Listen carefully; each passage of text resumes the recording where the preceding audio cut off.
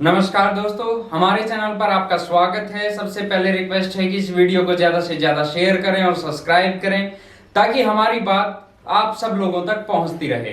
आज हमारे साथ चर्चा करने के लिए हैं श्री इंद्रजीत सिंह जी, जो लगातार किसान आंदोलन में सक्रिय रहे हैं। नमस्कार जी। सर, पहले अपने बारे में थोड़ा सा बताइए ताकि हमारे दर्शक जान पाए आपके बारे में। मैं किसान सभा में काम करता हूँ जी। और खुद एग्रीकल्चर का विद्यार्थी रहा हूँ हरियाणा एग्रीकल्चर यूनिवर्सिटी में। जी जी। और अब कई सालों से ही किसान आंदोलन में काम करते हैं।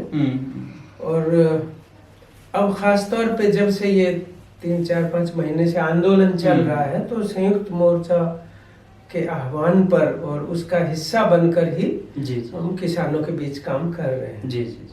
अभी सुना है कि कल 18 तारीख को किसान मजदूर पद यात्रा चलेगी, उसके बारे में थोड़ा सा बताइए कि क्या है ये यात्रा और किस किस रूप में आगे बढ़ेगी। इस यात्रा का मकसद है जो 23 मार्च है शहीदी दिवस के रूप में मनाया जाता है जी, वो इस बार एक विशेष परिस्थिति में हमारे सामने आया है। और वो विशेष परिस्थिति ये है कि भगत सिंह सुखदेव राजगुरु जिस मकसद के लिए उन्होंने अपनी शहादत दी, एक तरह देखा जाए तो इतने साल होने के बाद और ब्रिटिश साम्राज्यवाद को हटाए जाने के बावजूद भी आज की जो परिस्थितियां हैं वो किसी न किसी रूप में इस आयोजन के लिए प्रासंगिक हैं जी। और खास तौर पे आपको ध्यान है कि जब उन्होंने केंद्रीय असेंबली के अंदर बम फेंक के धमाका किया था भगत सिंह और बटुकेश्वर दत्त ने जी जी, उसमें 2 बिल ऐसे थे, कानून जो लाए गए थे। एक जो कानून था वो पब्लिक सेफ्टी बिल था जी जी।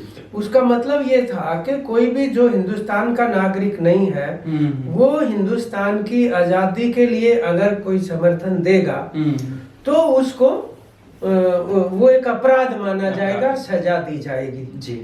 जैसे आजकल कई जो भारत के किसान आंदोलन के हित में बोलते हैं तो उसको ये अपराध की तरह से देखते हैं। और यहाँ के कोई ऐसे भी हैं जो बोलने की वजह से उनको गिरफ्तार और मुकदमे हुए। दूसरा जो था वो था एक्चुअली जो लेबर लॉज से रिलेटेड था, औद्योगिक विधेयक, औद्योगिक विवाद बिल, इंडस्ट्रियल डिस्प्यूट बिल उसको वो दूसरा बिल वो था।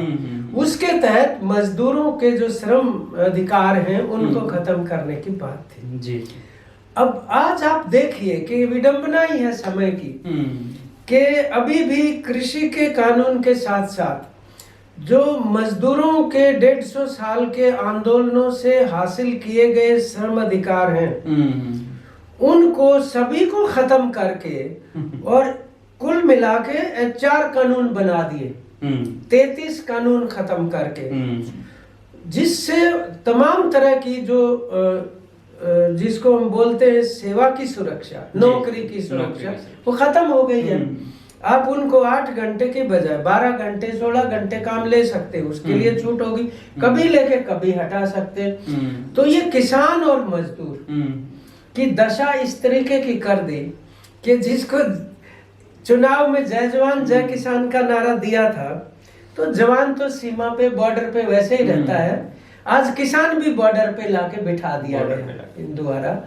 तो इस परिस्थिति में ये शहीदी दिवस विशेष है तो हम किसान के आंदोलन के साथ साथ मजदूर को भी उसके साथ जोड़ने का प्रयत्न कर रहे हैं। तो ट्रेड यूनियनों से और खेत मजदूर यूनियनों का और किसान संगठनों के साथ एक मिलाव है जो शहीद यादगार किसान मजदूर पद यात्रा। तो वो 18 से जैसे हांसी से शुरू है जी जी, लाल सड़क से, तो उसका दूसरा संदर्भ एक तरह देखा जाए तो 1857 से कि हांसी और उसके इर्द गिर्द हरियाणा के बहुत सारे सोनीपत के अंदर भी, हिसार में, रोहतक में, मेवात में गुड़गांव में, झज्जर में, तमाम ये इलाके रहे 1857 में, जो बड़ी लड़ाइयाँ ईस्ट इंडिया कंपनी के खिलाफ हमारे लोगों ने लड़ी थी। बिल्कुल। तो हांसी एक तरह से उनका केंद्र है, और वो किसानों के विद्रोह हुए थे वहाँ। इसीलिए जो सरकारी कार्यालय थे जहां रेवेन्यू रिकॉर्ड होता था, उनको किसानों ने निशाना बनाया, क्योंकि कंपनी ने बहुत ज्यादा लगान लाद दिया था उनके ऊपर। तो ये लाल सड़क जहाँ से 18 तारीख को शुरू करेंगे पद यात्रा, ये उसी का प्रतीक है। तो नीचे जाते हुए अभी पंचायतें हुई मान लो बड़े बड़े गांव और शहरों में, अब गांव के स्तर तक जाके इसको संबोधित किया जाएगा। तो जो आदमी बहुत सक्रिय रूप से नहीं जा सकते इधर उधर, उनके सामने किसान आंदोलन की वर्तमान दशा जो है और इन सरकार की नीतियों के बारे में उनके पास जाके ये बात कही जा सकती है। आपको जत्थे की अग्रिम शुभकामनाएं और आपका शुक्रिया कि आप हमारे साथ बात करने के लिए आए। तो ये थे हमारे साथ इंद्रजीत जी, जो किसान मजदूर पद यात्रा 18 से शुरू होगी और 23 मार्च को अलग अलग जो बॉर्डर हैं दिल्ली के वहां पे पहुंचेगी।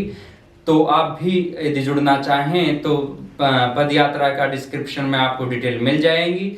और इस वीडियो को ज्यादा से ज्यादा शेयर करें, कमेंट करें। आपका भी जगदीप भाई, आपका भी बहुत बहुत धन्यवाद, क्योंकि आप और आपके जो दूसरे साथी हैं जी जी, जो YouTube पे इतनी सफलता के साथ चैनलों को चला रहे हैं, जी जी, मैं शुक्रिया अदा करता हूं कि अब तक भी किसान आंदोलन का संदेश देते हुए आपने बॉर्डरों पे जा के भी जिस तरीके से इस बात को जनता के सामने रखा है, ये भी एक सोशल मीडिया के माध्यम से भी हमें बहुत बड़ा उसका बल मिला है, जिसके लिए मैं किसान आंदोलन की तरफ से आप सभी का धन्यवाद करता हूँ। धन्यवाद, शुक्रिया सर।